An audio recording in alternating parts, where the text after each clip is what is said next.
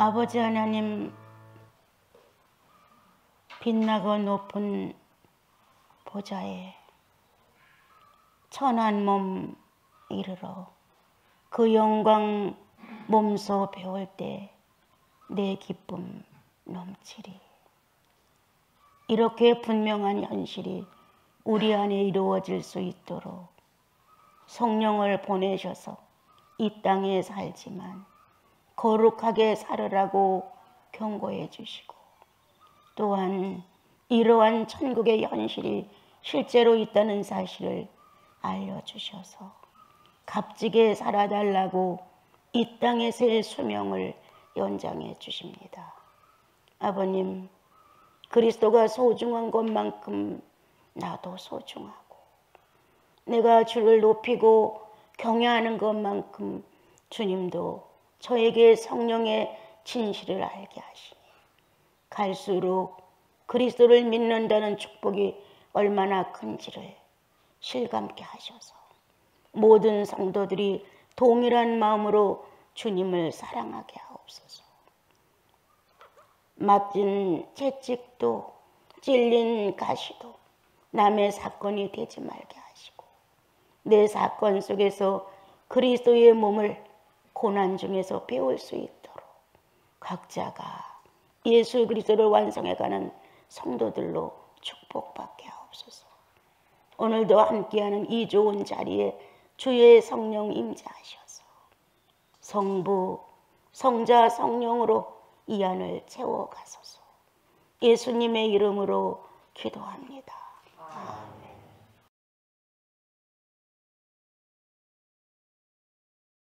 우리들의 생활 중에 대소간의 일들이 생길 때가 있어요. 개인의 사건을 통해서, 또 아니면 두세 사람의 공동체를 통해서.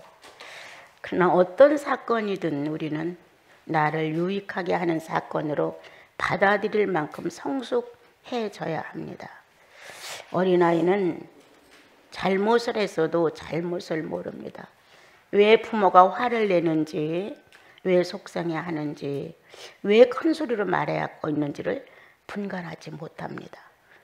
그런데 시간이 조금 지나고 알아들을 정도가 되면 이제 그와 같은 상황을 아이를 붙들고 화낸 것에 대해서, 그리고 본인이 어떻게 한 거에 대해서 설명을 잘 해주면 이 어린아이들도 이 지각이 있기 때문에 자기가 흡수할 수 있을 정도 이해를 하게 되고 인지가 되게 됩니다.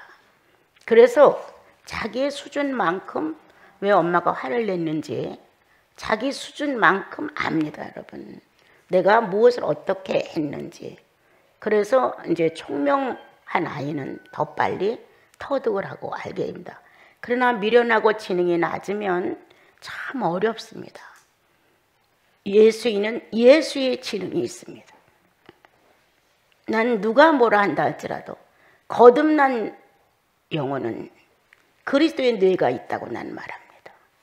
그리고 거듭난 영혼 안에는 하나님의 성령이 자유할 수 있는 심령의 공간 안에 인격을 서로 교통할 수 있는 신비체가 들었다고 저는 늘 믿습니다. 그래서 세상에 대해 익숙하지 못하고 죄에 대해 영역하지 못하다 할지라도 하나님을 아는 지식에 대해 영리하고 성령이 어떻게 역사하는 데의 감지력에 대해서 나는 뛰어나다고 생각합니다. 세상에 대해서는 미련하여 어리석은 자가 된다 할지라도 신령계에 대해서는 유능해집니다. 내가 이렇게 함으로 성령은 어려우시겠지, 내가 이렇게 하니까 하나님이 화내시겠지, 이렇게 내 상대의 삶의 모습은 주의 성령과 함께하는 삶이 됩니다. 나는 이번 주를 지나가면서 너무 감사합니다 라는 마음이 들었어요. 성도라 부르심을 주셔서 성도답게 살으려고 하는 몸부림이 있었다. 둘째, 학원을 운영하면서 어린아이들의 책임자가 됐다고 하는 것에 대하여 참으로 얼마나 바른 선생이 되고 싶었고 옳은 교육을 하는 선생이 되고 싶었고, 우리 아이들은, 학생들은 거짓이라는 것에 대하여 아주 몸소리 나게 가르쳤습니다. 정직해야 된다. 진실해야 된다. 이렇게 교육을 할 수 있도록 주님이 제 안에 그 어린 아이들을 상대로 하는 순진한 아이들 안에 제 마음을 전달할 수 있도록 선생이라는 위치를 주신 거에 대해서 너무 감사했어요. 도둑질하지 말라고 가르치는 내가 도둑질할 수 없겠죠. 진실해야 된다고 가르치는 내가 거짓스러워서는 아니 되겠죠. 그러는 바람에 예수의 소문은 좋은 선생으로 너무 많이 알려진 적이 있었습니다. 이러한 과정을 겪으면서 다시 나신이라고 불러준 것에 또 감사가 되는 거예요. 얼마나 성별하고 얼마나 거룩하게 살아야 되고 얼마나 좀 더 순진하고 진리를 따라 살고 싶어하는 그게 재산이에요. 마지막 얼마나 멋진 생애를 마쳐서 정말 나실인의 이름에 맞는 삶을 살았다는 또 하나의 표현이 있을 수 있게 된 거예요. 그것 중에 또 하나의 나를 다듬고 늘 나를 경성시키고 늘 성령과 부합된 삶을 살아가려고 맨 저울추를 가지고 감사 성공스러운 일만 해서 감사가 아니에요. 미약한 점을 깨닫고 주님으로부터 조명을 받으면 또한 감사. 내가 이렇게 여러분과 더불어서 주의 말씀을 교제할 수 있는 사람으로 주님이 저를 인정해 주셔서 이렇게 주일이면 예배를 드릴 수 있고 오래간만에 수요일 히브리서를 전달하면서 가슴 뿌듯했어요. 이야, 미약하지만 연약하지만 예수의 소리를 들으려는 이 사람들, 또한 예수의 가르침을 가르쳐 보려고 하는 이 작은 자, 이렇게 맑은 물이 퐁퐁퐁 솟아나는 옹달샘처럼 맑고 깨끗한 군더더기 없는 예수를 전해보고 싶고 또 그러한 영혼의 말씀을 갈망하고 받아들여지는 영혼들이라면 더러운 옷을 걸치라고 해도 못 걸친다. 성도로서의 마땅한 바 옳은 길로 가야 정당하다는 걸 스스로 안다. 작은 교사가 돼서 아이들을 가르칠 때도 그렇게 또 한 번의 나를 점검하며 바르게 놓으려고 하는 몸부림이 있었고 또 나신이라는 이름 안에서는 성별되고 구별된 거룩한 이 진실의 믿음을 가져보려고 몸부림을 친다. 세상과 연합하지 않으려고 포도가 가지고 있는 모든 것들로부터 주님은 우리를 구별해 놓으셨다. 보지도 말라, 만지지도 말라, 먹지도 말라. 어떤 것이라도 취할 수 있는 것에 대하여 우리를 경계를 삼아주신 나실인으로서의 부르심이 있었다. 그러므로 양심을 속일 수 없습니다. 내가 포도주를 한 잔 마셨다. 남들은 안 봤으니까. 내가 포도주 껍질을 갖다가 감췄다. 혼자 몰래 마른 걸 좀 먹고 싶어서. 주님은 아십니다. 생포도주를 먹고 싶어서 포도 알갱이를 몇 개 땄다?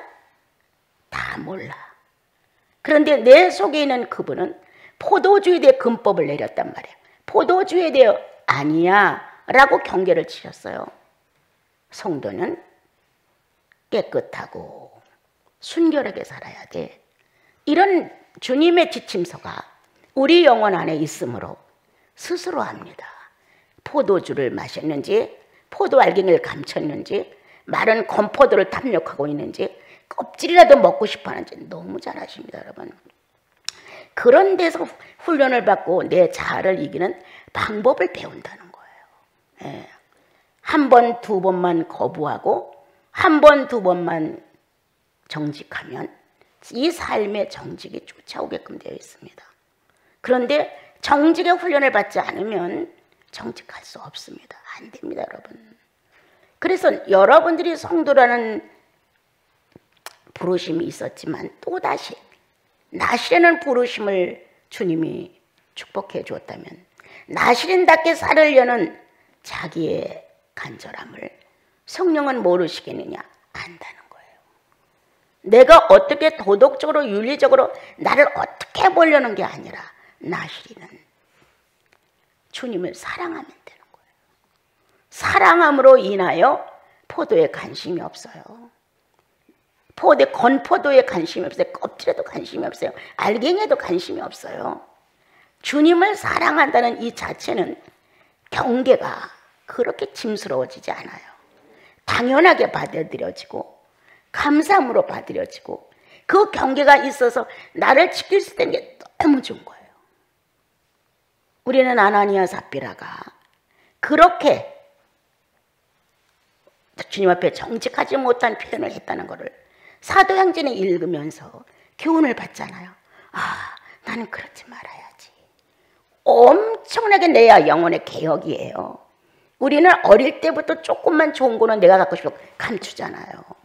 이렇게 몰래 자란 자아가 우뚝 서서 우리 안에 있단 말이에요. 예. 그런데 그런 성경의 사건들이 우리를 뒤져줘요.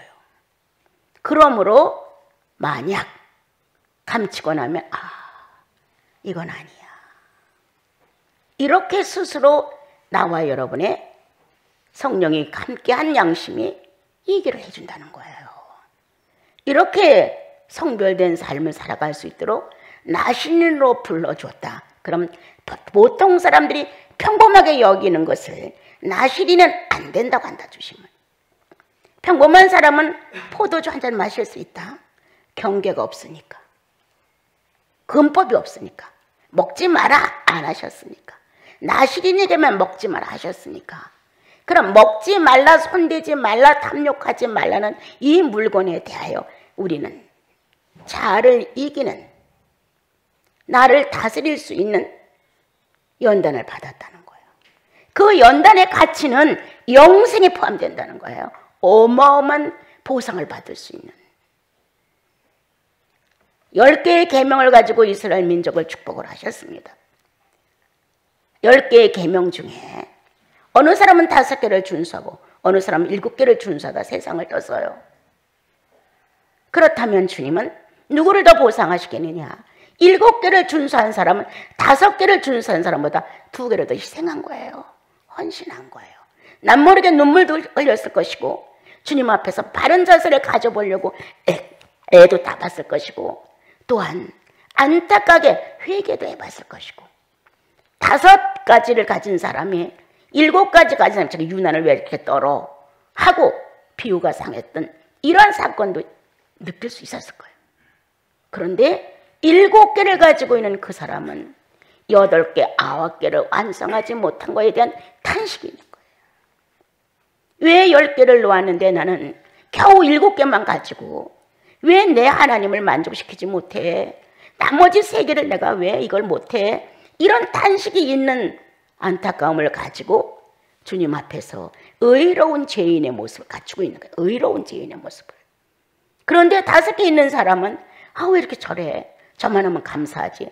저 정도도 대단한 건데 이렇게 말한다는 거예요. 우리 주님의 나신으로 불러주어서 좀 더 이 땅에서 자아를 정복하고 세상을 좀 무시하고 예수 그리스도의 생존에 대해서 실감 있게 살아갈 수 있는 성도가 된다면 엄청난 재산을 쌓는 것입니다. 여러분. 주의 나라 가면 주께서 나신으로 불러준 축복에 대하여 몇 개라도 아름답게 자기 자신을 지키고 거룩히 성별된 삶을 살았다면 공짜 없습니다. 절대 그냥 넘어가지 않습니다. 나신의 선택, 하나님의 부르심이다. 또한 이제 그 중에서도 한 나신 공동체에 그래도 주된 인물이 된다. 또한 수도원이라는 명칭 안에서 독신의 길을 간다. 또 한 번의 거룩한 부르심이 그들에게 있다면 얼마나 많은 것을 희생해야 한다는 건 당연한 일이다. 그건 당연지사입니다, 여러분. 그것이 무슨 내가 꼭 이렇게 희생을 해야 돼 이런 내용이 아닙니다. 주님은 자기의 어려운 심정을 누구한테 말하겠느냐? 좀 더 가깝게 불러들인 사람에게 말합니다. 누구에게 벗이라 말하면서 내 사정 좀 들어봐. 누구한테 이렇게 하겠느냐? 주님이 부르시고 또 부르시고 또 한 번 부르시고 이렇게 부르심에 합당한 한 사람들에게 하나님은 하나님의 마음을 얘기하고 싶다. 그리고 그 보상은 주님이 말씀하셨죠.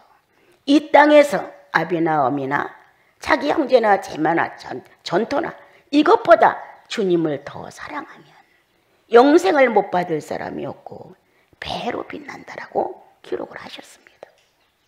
그런데 성도의 신분도 못 지켜. 자그마한 어떤 자기의 현실 생활에 직분이 있다면 직분도 제대로 못 지켜. 나신이라는 이름조차 거북스러워. 왜? 제재가 너무 많아. 나신답게 살으려면 언어로부터 감정으로부터 많은 생활이 절제되고 자제돼야 되고 인내해야 되고 헌신하고 희생해야 되는 게 너무 많아. 그럼 그만큼 많고 부담스러운 것을 주님이 요구했다면 그만한 대가를 치르지 않겠습니까, 여러분? 계산 없는 하나님은 아니십니다. 이 땅에 수학을 보낸 건 주님이십니다. 1, 2, 3, 4를 통해 더하기 빼기를 가르쳐준 건 주님이십니다, 여러분.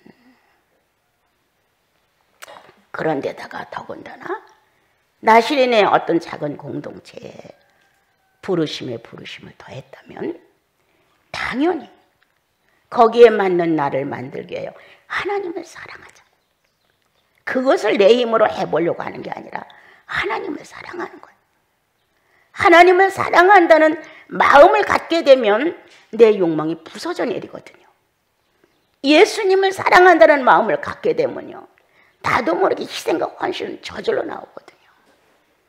자기 아들 예수 그리스도를 은사로 보내신 하나님께서 무엇을 너희들에게 안 주겠느냐, 이렇게 말씀하셨어요.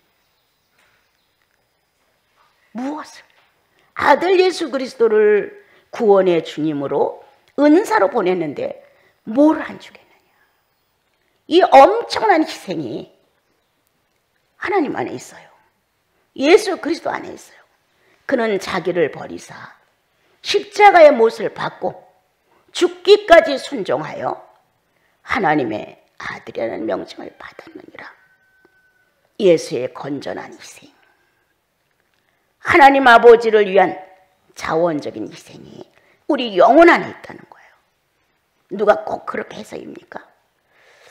바사바님네 잠깐 들렸더니 좀 풀을 좀 깎아야 되지 않을까 하고 들렸더니, 아유 글쎄 어떤 형제님이 누구누구가 와서 이거를 해주고 가셨어요. 아유 저도 돌아보고 좀 깎을까 해서요. 아니요, 깎아주고 갔어요. 그래서 이제 이렇게 길 올라가는데 이렇게 좀 깎았더라고요. 주위를 좀 더 깎아야 되기 때문에 이제 수사님하고 이제 스테반한테 얘기를 했죠. 이걸 맞아, 좀 가서 깎아줘야 되겠어. 우리는 누가 뭘 해서가 아니라 누가 나를 필요로 알고 어떤 것을 필요로 하는 것에 관심을 갖는 것은 아비다. 주님은 스승은 아무리 많아도 스승은 목숨과 관계된 희생을 잘하지 않습니다.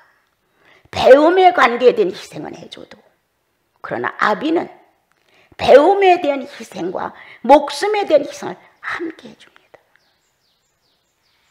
이렇게 부르심에 합당한 짐을 지는 것은 은혜입니다. 축복입니다.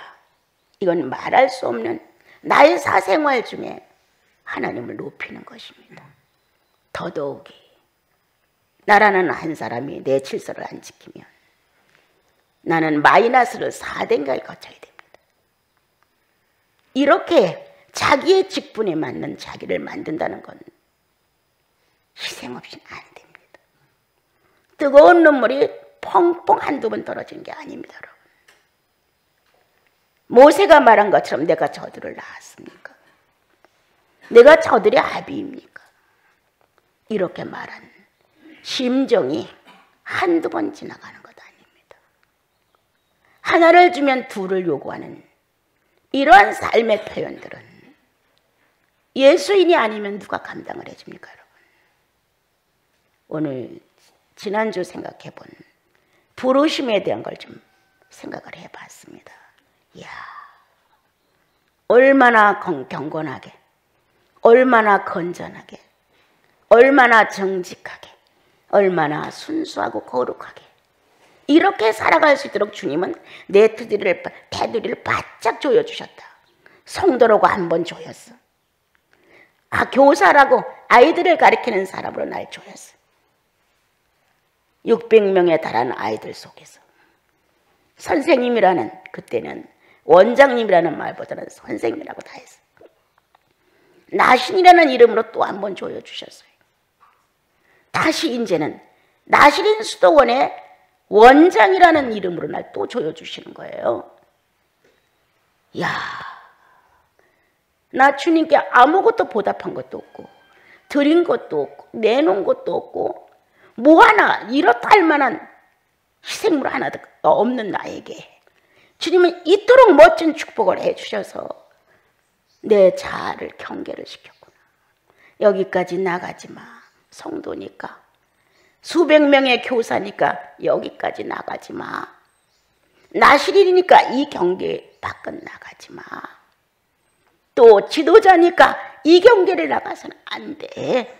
이렇게 4번을 묶어주신 경계가 있었기에, 야, 나 어떻게 보답할까? 앞으로 나는 어떻게 보답할까?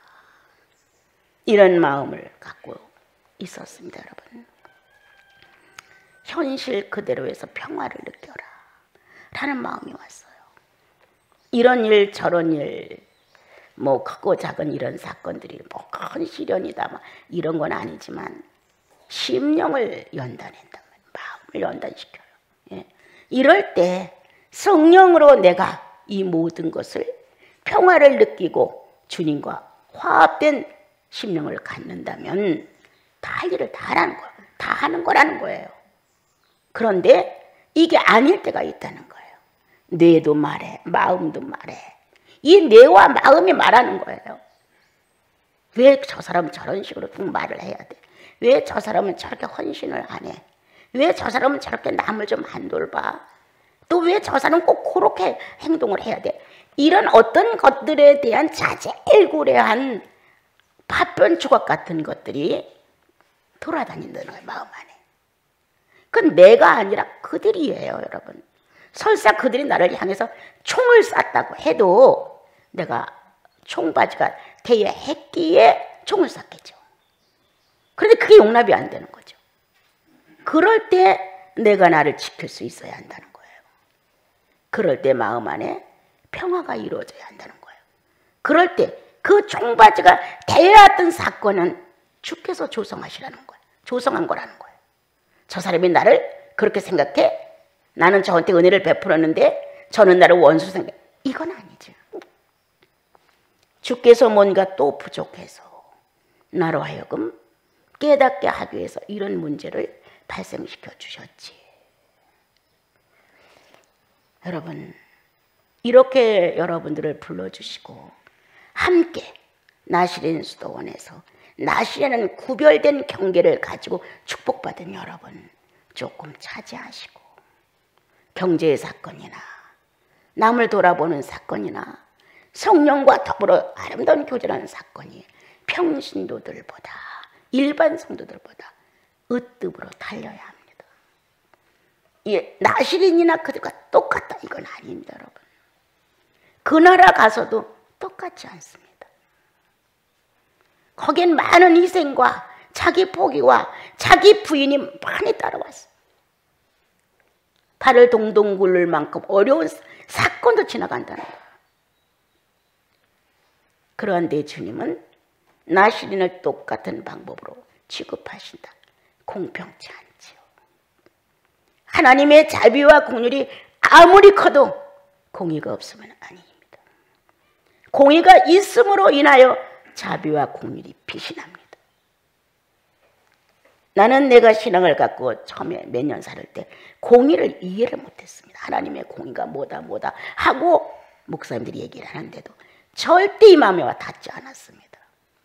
그런데 어느 날 주님과 더불어 교제할 때 그리스도의 십자가가 하나님의 공의라는 마음이 꽉 들어왔습니다. 나도 모르게 놀랐어요. 아담을 제외한 많은 사람들이 다 하나님을 원망한단 말이에요.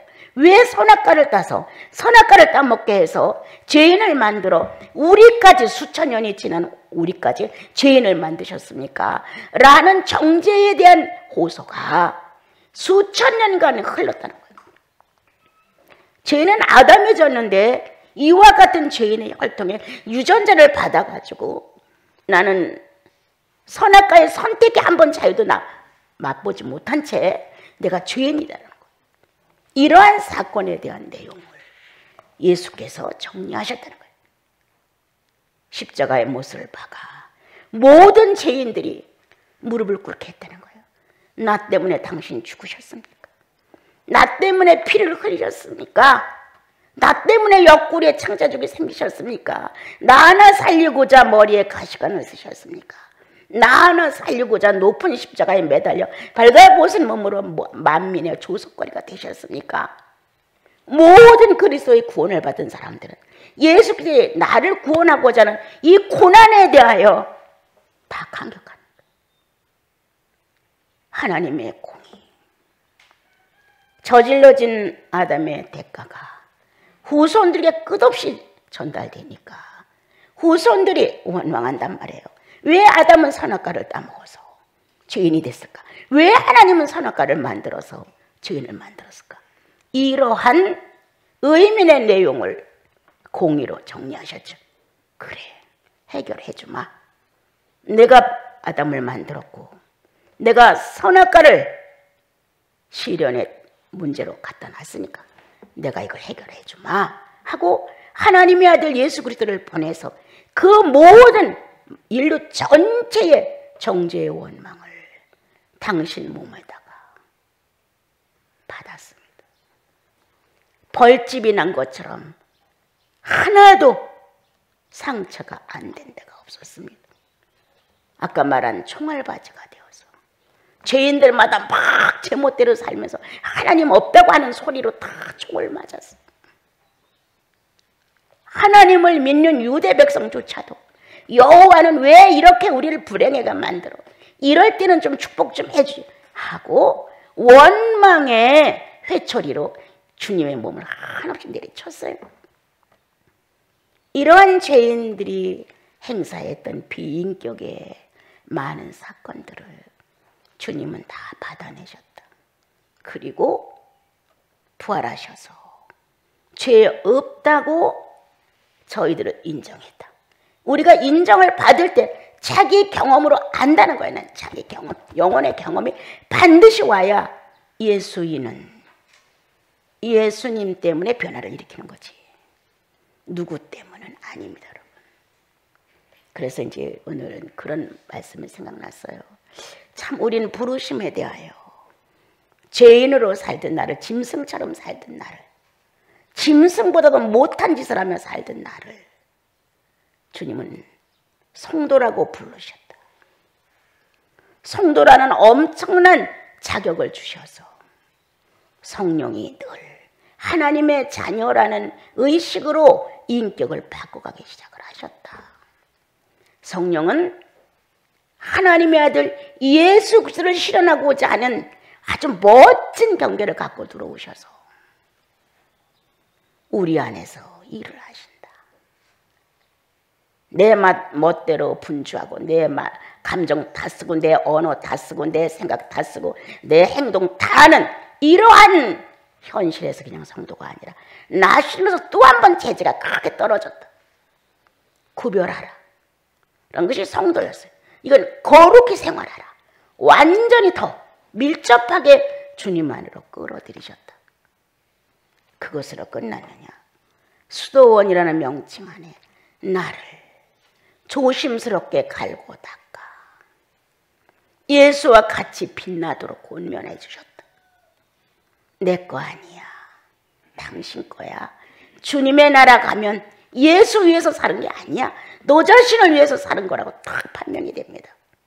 우리는 주님 때문에 희생을 하고 우린 주님 때문에 참고 우린 주님 때문에 양보했고 막 주님 때문이라고 말하고 살았어요. 근데 주님 나라가 아니에요. 너 자신을 위해서였어. 주님은 너 자신을 위한 과정을 밟게 했어. 모든 공로가 나한테로 돌아오는 거예요.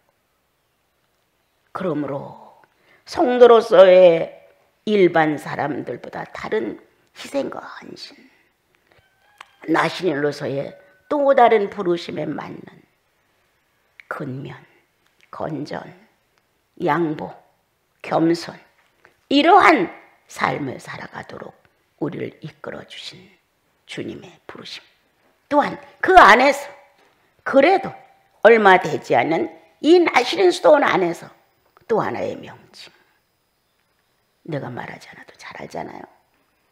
그러면 다른 부르심보다 수없는 희생이 따라온다는 거예요. 자기 포기가 따라와야 된다는 거예요. 자원적으로 기뻐서 즐거워서, 야, 할 수 있어서 좋아, 도울 수 있어서 좋았어요. 말 한마디라도 내가 그렇게 할 수 있었던 것 주님의 마음이야. 이렇게 우리들 안에서 주님이 자랑스러워지는 언행을 할 수 있도록 여러분들은 나신 안에서 주인들입니다. 좀 더 부르심에 맞도록, 더군다나 지도자는 자기의 경계를 분명하게 지켜야지. 사사로운 사건에 너무 매이면 능력이 상실됩니다. 이건 100%입니다, 여러분.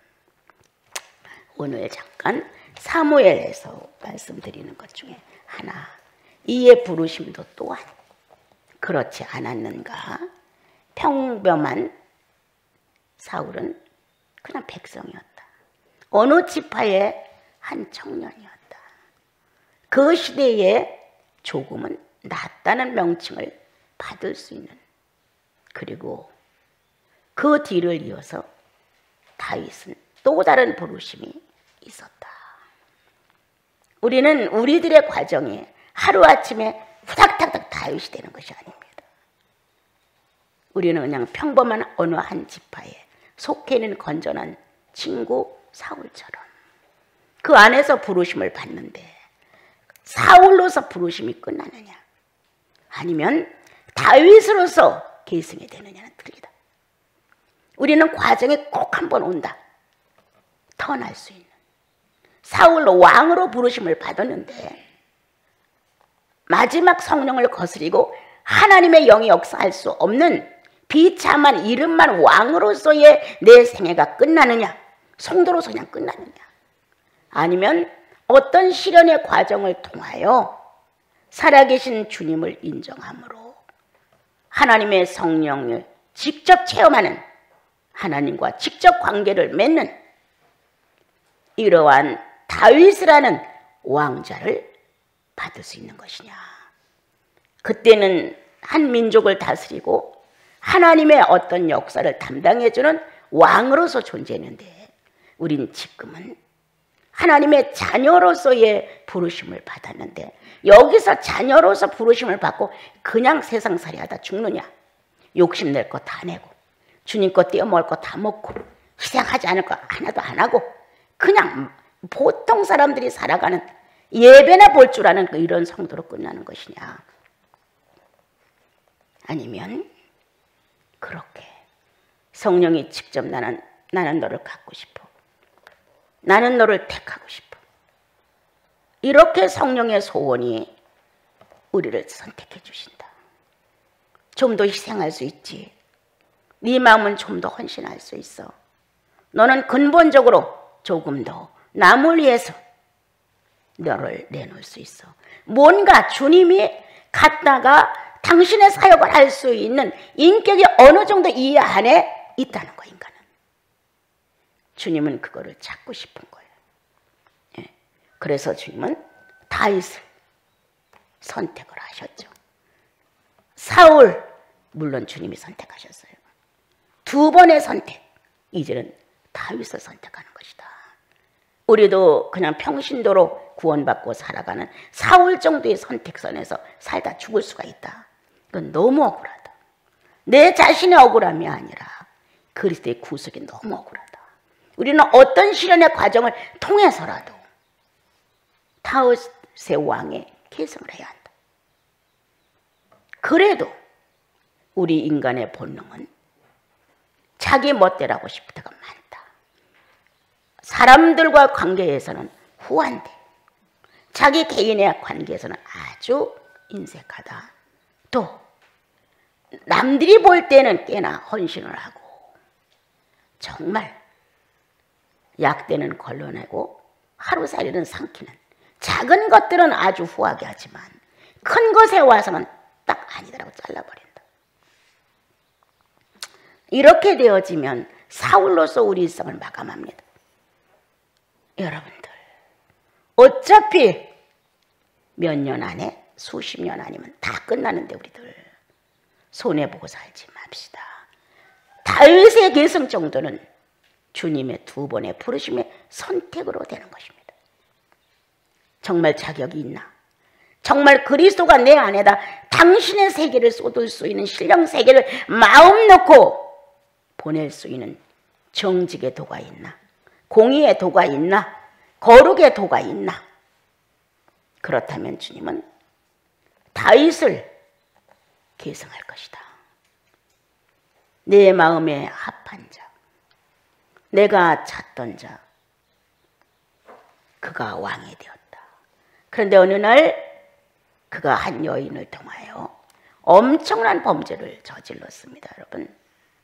그리고 그의 남편 장군까지 죽였습니다. 9절 내용에서는 야, 어떻게 햇사람 우리아를 치되 암몬 자손의 손에 죽게 했냐. 응? 그리고 그 아내를 뺏었냐. 아무것도 아닌 것 같으면서 우리 사람들 사이에서는 주님은 정확히 명확하게 선을 걷는 거야. 네가 그냥 구원받은 한 성도야. 그러면 이 정도는 용납할 수 있어. 아니야. 너는 한 교회 직분자야. 그래서 용납이 안 돼. 너 하나를 용납해주면 많은 직분자들의 실수를 다 용납해줘야 되기 때문에 안 돼. 그럼 교회가 무너져 내린다. 자, 평신도라면 이 정도는 넘어갈 수 있다. 나시린이기 때문에 안 돼. 엄한 경계가 떨어졌습니다. 안 돼. 그 대신 자신을 절제하고 부인하고 자신을 버렸다면 그 대가는 영생의 나라에서 내가 충분히 보상해. 이런 거예요. 오늘 우리는 보통 일반적인 교회의 성도들의 수준에서 속일 것 속이고 감출 것 감추고 희생하지 않고 돌보지 않고 또 자신이 뭐가 어떻게 잘못되는지도 모르고 무분별하게 사는 그 정도의 수준이라면 이건 안 됩니다, 여러분. 나시리는 그렇게 할 수 없습니다. 그거는 그만큼의 4배의 보상 이상이 따라주고 있습니다, 여러분. 어떻게 네가 그렇게 야비한 마음을 품고 주님의 기름 부음으로 된 네가 우리아를 그 자기께 충성을 다하는 우리아를 죽였어. 그리고 그 아내를 빼앗았어. 이렇게 잘못된 부분을 지적하시는 주님, 그것은 그만큼 다윗을 아끼기 때문입니다. 너한테 안 어울려. 안 맞아. 그렇게 예수님과 그리스도에 대한 진실함을 배워가는 네가 그렇게 세상살이에만 열중해. 그건 너한테 안 맞아. 내가 너를 한번 이렇게 치고 빼앗아 가랴. 네 스스로 놓으리. 우리는 나시로서 안 맞는 게 있습니다, 여러분. 오늘 왕 다윗에게 안 맞는 게 있었습니다. 주님은 그렇게 안 맞는 내용을 왕으로서 그 정도 한 거 큰 죄 아니에요. 백성들로 볼 때는 덮어줄 문제예요. 그런데 하나님은 못 덮어줘. 그러한 사람을 왕으로 대가 없이 절통한 통해 없이 세워준다면 나라가 앞으로 뭐가 되며 얼마나 많은 사람이 억울하게 왕의 주권 속에서 죽어가겠는가. 안 됩니다. 우리를 계속 용서해주면 안 됩니다. 나시린도 저렇게 살아야 돼? 저런 거야? 우리가 70이 넘어 80 나도 굉장히 죽음을 가까이 놓고 고민 많이 하는 사람이에요. 반드시 주님을 만날 일이 있는데 그렇게 살아야 돼? 그럼 뭐가 나실이냐? 이럴 수 있다는 거예요. 부르심의 축복, 구원받은 축복 어마어마하죠. 거기에 성령 받은 축복 어마어마해요. 그런데 육체의 삶을 자제하고 조금 구별된 삶으로서 하나님의 실존에 대해 증명할 수 있는 왕도의 왕가의 사람들로서 축복을 해주려고 불렀다는 거예요. 나시린으로. 근데 평범해야 돼?